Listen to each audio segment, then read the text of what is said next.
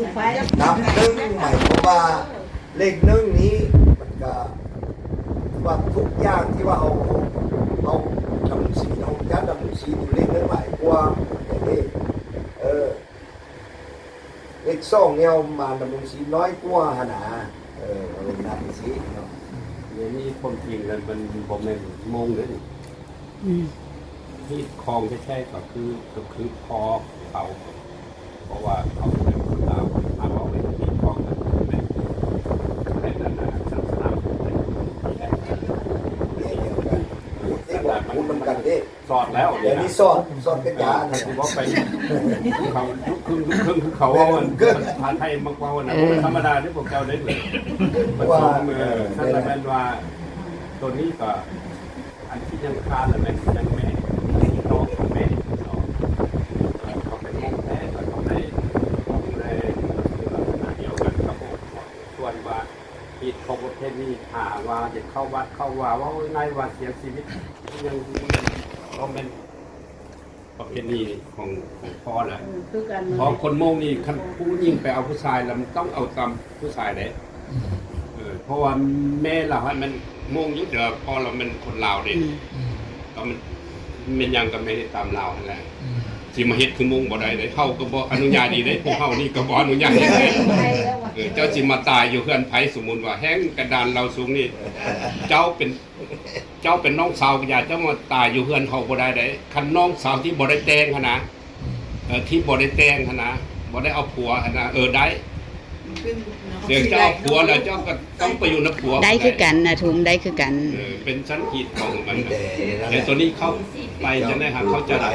ก็ยังเป็นหีดลาวเก่าแต่ว่าเฮานี่พี่น้องเราสูงหลายเนาะเอายังพี่น้องพออีเมลเราเป็นโมงนี้ถ้าพี่น้องโมงมาเฮือนเลยเหมือนกันผมต้องถามมันเจ้ากินข้าวหรือยัง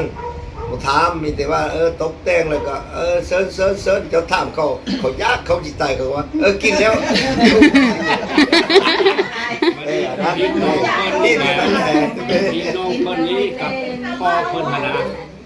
ล้วนแต่ไปพี่น้องบ้านนอกกันมาแต่สารวันเนี่ยสุดแต่ว่าสารวันเนี่ยเนาะอันพี่น้องทางพ่อน่ะทางพ่อก็สารวันพี่น้องทางแม่ก็เสียงพวกเขามาตามภาษาเขาได้เขาต้องได้ต้องนั้นนับถือเขาต้องได้มาเบิ้งได้เรื่องเขาเขาบอกแม่นันนุ่งเกิ้งนั่นคือพวกเขานี่แหละมาแล้วโอ้เรียบร้อยมาเลยมึงเชื่อกับเกิดแต่มันอยู่มาหน้ามาเช่นลูกเต้าเราก็มาจะกระป๋องกระแป้งจะมาทิ่มว่าก็ประมาณ10 เมตรได้ยินกินแล้วมีคนหมดโดนนี่ก็ยังสั่งให้กับเจ้าเก๊เครื่องไปอาบก่อนยังสั่งพี่น้องมาติดเสียงกว้างนั่นเลยคันมาฮีดเราเสนออย่างที่ซะคันมาฮีดทางฝ่ายซ้ายก็ขอให้ฝ่ายซ้ายเป็นผู้แนะนำแนะนำตึมไม่ได้บัดนี้พี่น้องฝ่ายยิงม้าก็ขอให้ฝ่ายยิงเป็นผู้แนะนำฝ่ายซ้ายเพื่อยังปฏิบัติถูกต้องตามฮีดของทั้งสองฝ่ายเนาะ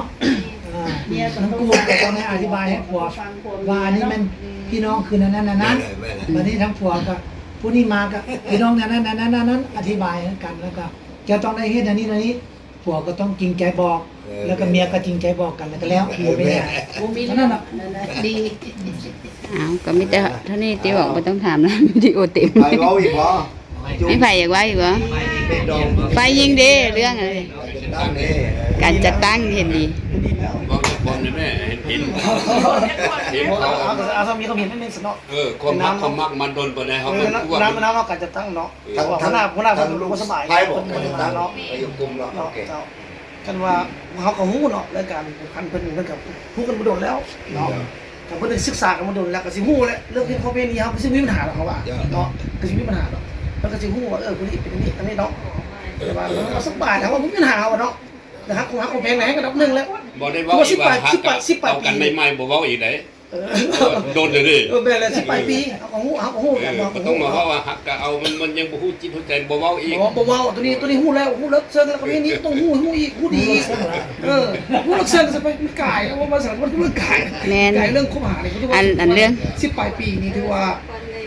มันสมควรแล้วเรื่องฮู้น่ะแม่เจ้าแต่เฮ็ดให้มันถูกต้องแล้วก็แล้วมื้อนี้การจะตั้งถึงแล้วดีแล้วคัน ดนสิเขาว่าดีกว่าหมู่ อันนี้เท้าเอกภาพกันคืออันนี้แล้ว ส่วนการจดนั้นก็ให้คู่ผมเนี่ยไปเท้าจดเอง อย่า อืมแล้วก็เกี่ยวข้องกับภาพส่วนใดก็ให้ถือไปเซ็น ถือไปเซ็น ตัวอย่างว่าเกี่ยวข้องทางเบื้องบ้านเอาก็ไปเซ็นบ้านเกี่ยวข้องทางกรมพาณิชย์กับไปเซ็นกรมพาณิชย์หรือว่าเกี่ยวข้องกรมขนส่งก็ไปเซ็นกรมขนส่งแล้วก็แล้ว นี่แหละ แล้วก็ส่งขึ้นกรมนโยบาย จ้ะ กรมในการเมืองเพราะว่าเจ้าสั้นสูงมาได้ จ้ะ สั้นนายทหารแล้วมันต้องได้กรมนโยบายเป็นผู้อนุมัติถึงไปได้ จ้ะ มันบอกคือว่านายซิปกันนายซิปแล้วก็มีเสนาเป็นผู้เซ็นอันนี้นับตั้งแต่ร้อยเอกขึ้นไปแล้วมันต้องเป็นกรมนโยบายกรมในการเมืองตกลงอย่างไร ส่วนรายละเอียดต่างๆแล้วคือครอบครัวสองครอบครัวร่วมกันแล้วเนาะเฮาก็บ่ก้าวให้ซะเนาะบ่ได้อะไรร้านแม่ปงกันเลยนะเนาะแต่เห็นดีเลยอันนี้ ก็ก่อนลงกันยังแต่เฮาไม่ได้ลง โอ้โห เดี๋ยวเฮาลงแล้วกินเอาลงมาแล้วที่ว่าแล้วแหละ เรื่องหินของเขาเรื่องหินเรื่องของก็ โอเค ได้เอกภาพกันแล้วบ่ เจ้า ได้เอกภาพกันแล้วก็มีแต่อ่านตัวเลขนิดนึงให้ฟังสักกัน เอ ได้ อ แล้ว มีแต่อ่าน อาสู้กันฟังไว้กันแล้ว ให้ อ้ายแหละเป็นคนอ้ายแหละเป็นเออ ให้คนจ้าง เดี๋ยวให้แทนหัวหน้าแทนหัวหน้า มันจะตั้งวิอ่านน่ะ ให้ผู้ใดอ่านก็จะตั้งอ่านลงเพราะว่านะ อ่าน เจ้าหมดเจ้าสาวบอกให้อ่าน อืม คิดว่าทหารมันก็มันยากกับทหารคนยาก แต่ว่าเกิดลูกออกมาที่เป็นประชาชนเนาะ เพราะทหารเอาคนยากทหารเอา เอาเดี๋ยวเขาไม่คนเนาะ มันตั้งเนาะเขาขออ่านมุดบันทึกเนาะก่อสร้างครอบครัวใหม่เนาะสาธารณรัฐประชาธิปไตยประชาชนลาวสันติภาพเอกราชประชาธิปไตยเอกภาพวัฒนธรรมมุดบันทึกการสู้ขอสร้างครอบครัวใหม่เนาะยิ่งตามแนวทางนโยบายของพรรครัฐต่อสายและพันธะ พันธะการที่มีอายุการเกษียณเนาะเงื่อนไขสร้างครอบครัวไม่ตามกฎหมายว่าด้วยครอบครัวแห้งสวมหัวเราอิงตามความฮักมักของครูบ่าวสาว ที่ได้เป็นเอกภาพกันเพื่อสร้างครอบครัวใหม่ ในวันที่26เดือน2 2026อยู่ที่เฮือนของท่านนางคำพาลำท้องเนาะหน่วย70บ้านโจมณีเมื่อซื้อเสถานครหลวงนิจันทร์พ่อแม่เฒ่าแก่และญาติพี่น้องทั้งสองฝ่ายพร้อมกันพร้อมด้วยการจะตั้งจึงได้ตกลงสู่ขอเพื่อเสนอสร้างครอบครัวใหม่ระหว่างนาง ระหว่างเท้าอนุสิทธิ์เนาะยินบรรทมเนาะ เจ้านินบรรทอง วิธีคนไหน บรรทมมันเดือนปีเกิดวันที่20เดือน4 1984กับนางพูดลำทองมันเดือนปีเกิดวันที่5เดือน4 1976หนึ่งเนาะ เท่าแก่ญาติพี่น้องทั้งสองฝ่ายและการจะตั้งร่วมเพื่อเป็นสักขีพยานฝ่ายซ้ายมีพานบุญสูงยาวตู้เนาะ2พานจุงลีส่ง3พานทองจันทร์ยาตู้ฝ่ายหญิงนางเพชรสวรรค์ลำทอง2นางล่าสมเพชร ตะวิญญาณ ตะวิญญาณเนาะวิญญาณ 3เท้าสุภาพลำทองแม่2ผ่านการปรึกษา ปรึกษาทั้งสองฝ่ายตกลงเป็นเอกภาพดังนี้ 1. ภายซ้ายให้สินสอดค่าดองเป็นคำนัก1 บาท เป็นเงิน25 ล้านกีบ 2. บ่งสิทธิ์มือคุสู้ขอ หรือมือแตงดองเป็นคำนักปงสดปงสด ปงสดปงสด เพราะว่าเล่งเลยเขาจะไล่ตาย แม่แสงมันน้อย เขาจะไล่ตาย แสงมันน้อย คือว่ามือนั้นเพื่อปงสด ปงสดในมือสู่ขอ ขอกันก็เป็นคำ1 บาทเงิน25 ล้านเนาะ 3. ค่าดองข้างลาม ข้างลามไผ่ เคยและเคยเป็นคำที่ว่าบุมีตัวนี้เนาะเป็นกับบุมีเนาะบ่ได้บ่ได้ลามตัวนี้เนาะรายการอาหาร ตัวทุกวัย การกินแม่นมอบให้ทั้งสองฝ่ายร่วมกัน 5. เครื่องบอนอยู่บอนนอนมอบให้ทั้งสอง ฝ่ายห่วมกั ฝ่าย น ร่วมกันสมัย3ทรัพย์สินทรัพย์สมบัติของผู้ บ่าวสาวทรัพย์สินทรัพย์เดิมของฝ่ายซ้ายนี่มีรถใหญ่2 คันดิน6 ตอนเนาะ2ทรัพย์สินของฝ่ายหญิงนี่มีรถจักร1 คันรถใหญ่1 คันดินพร้อมเฮือน1 ตอน1 หลังมีคำ5 บาท 3. นัดหมายวันแต่งดองเป็นตามความสะดวกทั้ง2 ฝ่ายเพื่อให้การสู้ขอที่ตกลงกันข้างถึงนั้นได้รับการจัดตั้งปฏิบัติทั้งสองก็ เพราะนะครับทั้งสองฝ่ายเนาะได้มีข้อผูกมัดกันคือชายหรือหญิงจะได้สละความเป็นโสดและปฏิบัติกฎหมายครอบครัวอย่างถูกต้องทั้ง ทั้งครบที่ครองประเพณีอันดีงาม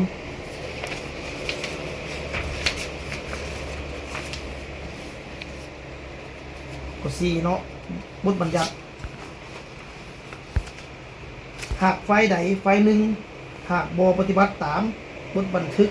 ที่ได้ตกลงกันนี้แม้ต้องรับผิดชอบต่อกฎหมายว่าด้วยครอบครัวเกี่ยวกับการ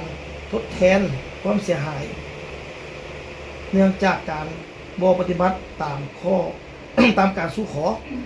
ปฏิบัติตามกฎหมายครอบครัวและฮิตของประเพณี 2. บทบันทึกการสู้ขอฉบับนี้อ่านทรงหน้าพี่น้องทั้ง2 ฝ่ายและเห็น และเห็นว่าถูกต้องครบถ้วนตามการปรึกษาหารือที่ตกลงกันฉะนั้นจึงพร้อมกันลงลายเซ็นเป็นหลักฐานเพราะว่าลายเซ็นเราเซ็นตำหลักไม่ต้องอ่านก่อนนี่เซ็นก่อนแล้วนี่บ่อ่านซะเนาะนี่ก็อ่านซะ ครบแล้ว เจ้า ครบแล้ว ให้ทางฝ่ายชายเอา โอเค ไปยื่นให้แต่ละคนที่เกี่ยวข้องเซ็น สมมติว่ากรมขนส่งไปเจ้าของบริมา จะไม่ได้เซ็นกับ เจ้าอยู่กรมผลิตเนาะ บอกกับกระทรวงเขาอยู่กระทรวงขนส่งเจ้า ไปเซ็นก่อนเซ็นก่อนนะ เขาเซ็นพยานได้จะมาการตั้งกันให้มา เซ็นพยานฝ่ายหญิงเพิ่นเซ็นมาแล้วใส่แว่นตาอีก แค่ กัน นั้นมาดีเนาะ ได้ลูกไปเลยใส่กันตา เอ้ยฝ่ายเพิ่นก็ดีใจได้ลูกเขยเฮาก็ดีใจได้ลูกเพิ่นน่ะเฮานะ เขาก็ดีใจว่า ไม่ ได้ เคยมาทำกับผมไปอะไร ไม่เซ็น ฮะ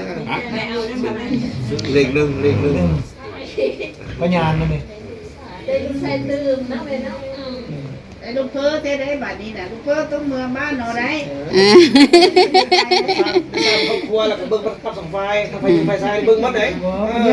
พอได้ กรมนี้ก็จะตกลงกัน ก็ยังต้องเบิ่งกัน เล่นเลย น้องพากันไป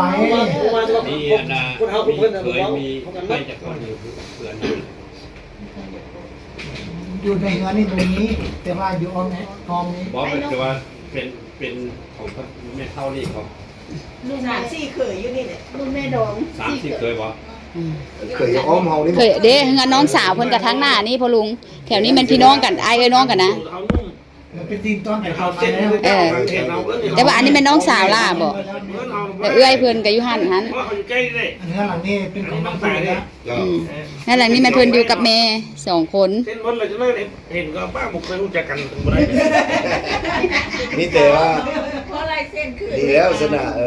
มีเคยอ้อมนี่ก็ดี เคยอ้อมนี่หมดแล้ว ลูกชายทุกคนไม่ดองใส่สองอยู่ใกล้นี่บอก เขาอยู่น้ำเมียน่ะ เขาอยู่นำเมีย ไปอยู่น้ำเมียแล้ว อยู่เมีย เพิ่นมีลูก8 คนพุ่นน่ะ ลูกไหล บ่ได้อยู่เขตนี้บ่ พูดรักเจ้าสี่ปะเนาะ และเอ้ยน้องกันอยู่นี่หมดเลยเนาะ6 คนอยู่นี่บ่อ้อมแอมกันอยู่นี่6 คนเลย ใส่ ขอบคุณทุกคนนะเนี่ย อืมเด้เอ้ย แม่น เอ้ยกุ๊ก โกคนไหน โอ้สบายโอ้สนะ อันนี้ค่ะ อันนี้ บอกเขาเจ้าครอบครัวตอนนี้สบาย เอ้ยเพิ่นได้ของนั้น โอ้ยนี่มันเตือนได้ นี่เด้อันนี้เฮือนนี่นะพี่น้องแบบไทยเฮือนเฮาแล้วพ่อ หุ้มกันมา ได้ แม่ ดี นี่ สนะโจ๊ก นี่คือเมื่อกี้เนี่ยเฮาเว้าเด้ออันนี้เว้าเพื่ออะไรที่ของเฮาเอามาอยู่นี่กันน้อยนึงเลยจะได้ไปอยู่กับเพิ่นคนนี้เฮาต้องเอาพวกคนลาวแล้วก็อยู่นี่ได้แต่เฮาก็อยู่นี่ก็ได้แต่ว่า แต่ว่า ไปมาๆหั่นแหละวะฉันเป็นหยัง เป็นหยังดอก เขาเจ้าจิว่ากันเอง สองบอน ใส่เดียวนี่ ต้องเอาไปส่งคนเดียวพี่เดย์ ว่าคันมีลูกชายหลายคนก็สิบ่ได้เน้นหลายอันนี้นะ ยังไงยังว่าเลยที่เส้นเลย เอามาให้เหรอวะ ปงชดเด้ มุสอะไร ปรุงสดได้เพราะ แม่ขอเลยได้นี่ปรุงสดเลยนะ นี่ก็มุดตัวเหมือนไทยด้วยไหมไทยเวลา